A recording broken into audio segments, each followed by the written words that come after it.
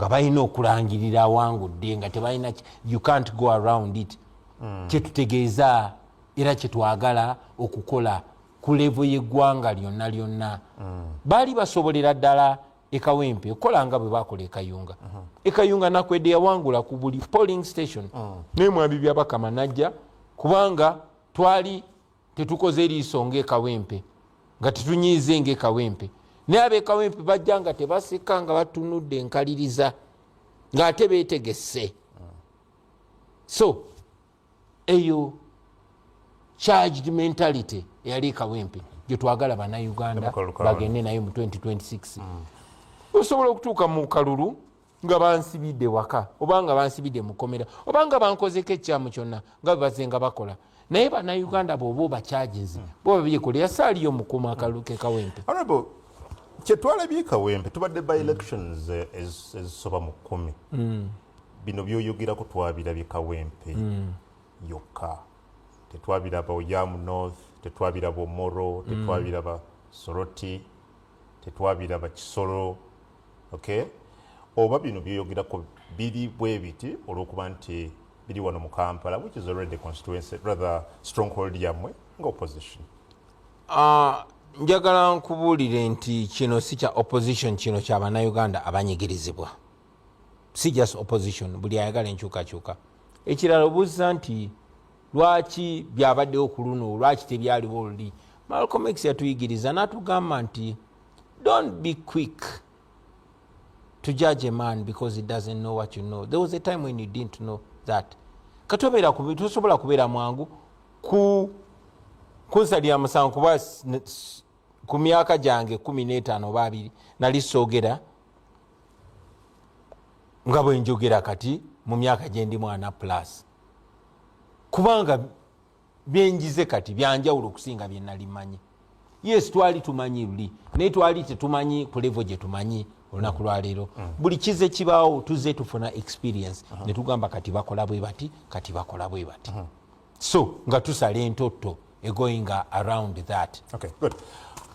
When I hosted you, Honorable, mu 2020, nakujjukiza ebigambo bya Dr. Kyakoze Besigye ngaga nti ye tasobola kwesimba mu kalulu kubanga avuganyiza emirundi ena and according to him ngabbibwa. In your response wanti Kunguu bino si bya bulijjo ebyabali.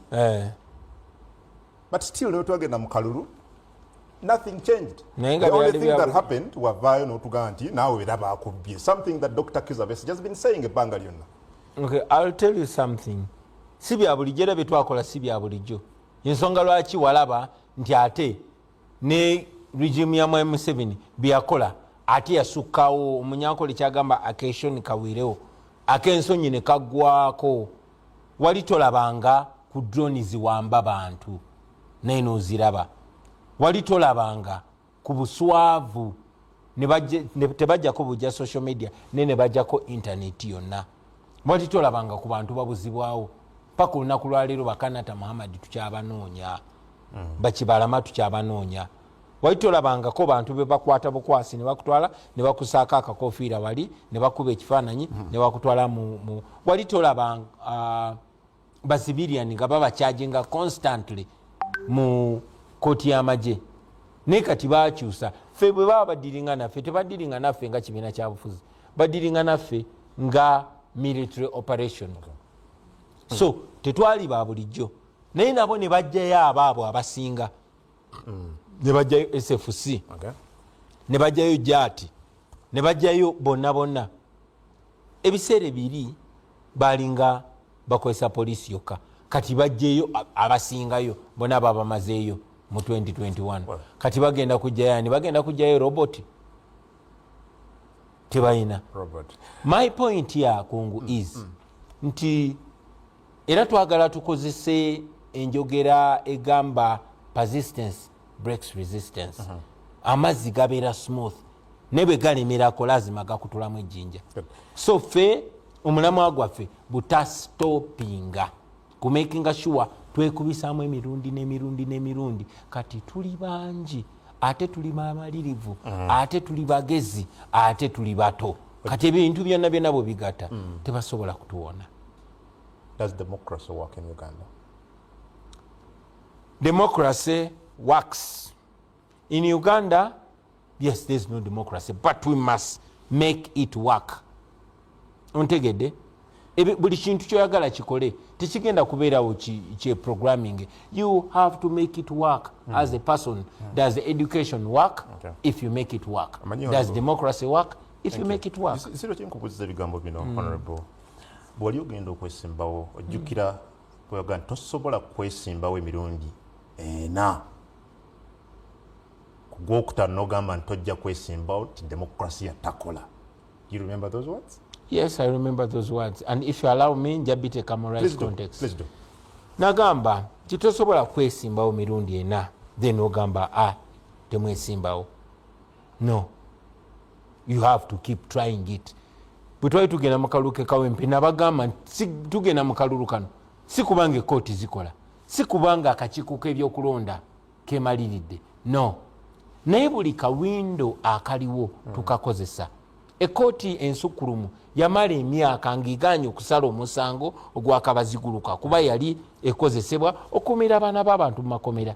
Naye oluvannyuma bw'ogisindikiriza paka ku kisenge emala nekola ki negutyebula. But that's not what you did, Akalunga Kawedde. Come again? That's not what you did, Akalunga Kawedde. Yes. Bw'otakkiriziganya na byava mu kulonda, waliwo opportunity yogenda mu kooti. Yes. So, no. Nagenda mu kooti? Yes, you did. And after? No gujjayo. Yes. Lwaki najjayo musango? Tewalemerako kino kyobadde oyogera that you must use every window. Anti munnange mpa omukisa mba njagala gwombuuza ekibuuzo nze nkuwe answer. Naye ate bwombuuza ekibuuzo ate onoyagala weewe ne answer abantu tebajja kutegeera. Kati mbuuza ekibuuzo. Oga nti buli window yonna olina okubeera ng'ogikozesa. Yes. Gwakaluka 2021 bwe kaggwa ekyo si kye wakola. Weebale nnyo kati sirika nkuddemu. Okusookera ddala twagenda ne tuwangula. Ng'amateeka bwe gagamba ne tugenda mu kooti tujulire nga babbye obululu. Naye nga tugenda mu kooti, in fact nga tugenda mu kulonda, twabagamba tetugenze mu kalulu kano kubanga tusuubira akakiiko mwai Museveni kalonda okutulangirira. Ne tugenze okufuna ebintu bibiri. Either okufuna obuwanguzi bwaffe oba akakiiko kano kambula ensi yonna erabe ndikisasalala. Ekyo twakituukiriza. Ne tugenda mu kooti ne tugamba kati akakiiko tukamaze mmwe kooti tujja. Twagamba mwami Ewinyiddulu nti tujja. Tugenda kufuna ebintu bibiri mu kooti yo. Either tugenda kufuna obwenkanya oba tugenda kwambula. Tetwamulekera kantu. Twagenda mu kooti naye nga twakateekayo musango ng'ate Ssaabalamuzi ali ne mwami Museveni bali mukola program ey'emyezi 8 egiddako nga mwami Museveni ye president. Mukyo yalinga already omusango agusaze. Ne tutwala obujulizi n'abugana mu bumenyi bw'amateeka. Ani amenya amateeka? Chief Justice w'eggwanga Ssaabalamuzi. So bwe yakola ekyo twali tusucceedinze ensi ne tugigamba bannange mumulabye ne tumugamba kati gwe tosobola tuwa bwenkanya era omusango ne tugujjayo mu kooti ne tubagamba tugutadde mu kooti y'abantu. Wayita akaseera katono nnyo omulamuzi w'ekkooti y'emu ensukulumu omulamuzi Kisaakye n'avaayo n'ayanika byonna ebibadde mu kooti eyo. Yamaliriza baagala mutemula. Olunaku lwaleero omulamuzi Kisaakye yawanganguka yadduka mu ggwanga ng'ataasa bulamu bwe. Ensonga yaffe ogitegeera nti either tufuna obwenkanya oba tuba exposing. Tewali kintu kidisempowering oba kimalamu kitongole kyonna oba muntu yenna maanyi naddala ekitongole oba omuntu oyo aba yeefudde omulabe w'abantu. Tewali kibamalamu maanyi ng'oba exposinga. Baamala kwambula colonialism okuggwa. Baamala kwambula slavery okuggwa. So when you expose you weaken. Tugenda mukuwumula kono. But before we do that. Yes.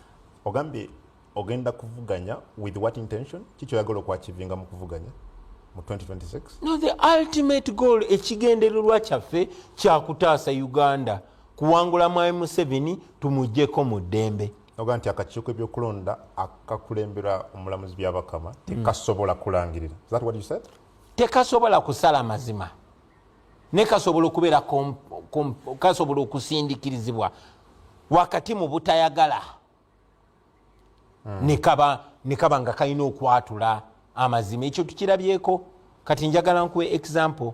waliwo nakyemalira baali bamuyita Yahya Jammeh e Gambia yalinga mwai Museveni ngera afugira ku mudumu gwa mundu bwateekawo akalulu buli myaka 5 najja nakola najjako zi cameras nattabasse nakola ki neerangirira n'ekiseera kyatuuka abaana bamukolera operation yeno operation gye twagala okukola bamukolera operation gye bayita protest vote ne beekuŋŋaanya ne beegatta omulundi gumu ne bagenda ne balonda nga biyita bya bulijjo nga tetunagenda mukuwumula njagala omanye nti Uganda teemaliridde tetuli kazinga tudipendinga ku nsi zonna ezitwetolodde America ewa mwai Museveni $1 billion namba abangereza be bavugire ensi eno n'abalala bonna ensi zino nazo ziri mu spotlight ey'ensi yonna so mwai Museveni ng'oggyeko muteeka ku pressure ano tumuteeka ku pressure internationally yensonga lwaki courtesy of international press tusobola okubeera n'akalemberembe in a line nga tugenda mukumulamu mu Uganda nga bw'ogira ne ku byoyogera honorable do you really think osobola okuwangula akalulu wa president n'olangirirwa n'abamajje ne bakukubira saluti already nga ne CDF kati tumulaga nti atakuwagira era tosobola kuba mukulembezeewe tugenda mukumula kyanaku nnyo nti kati gwo soundinga nga eyagwamu amaanyi ng'eyatya ne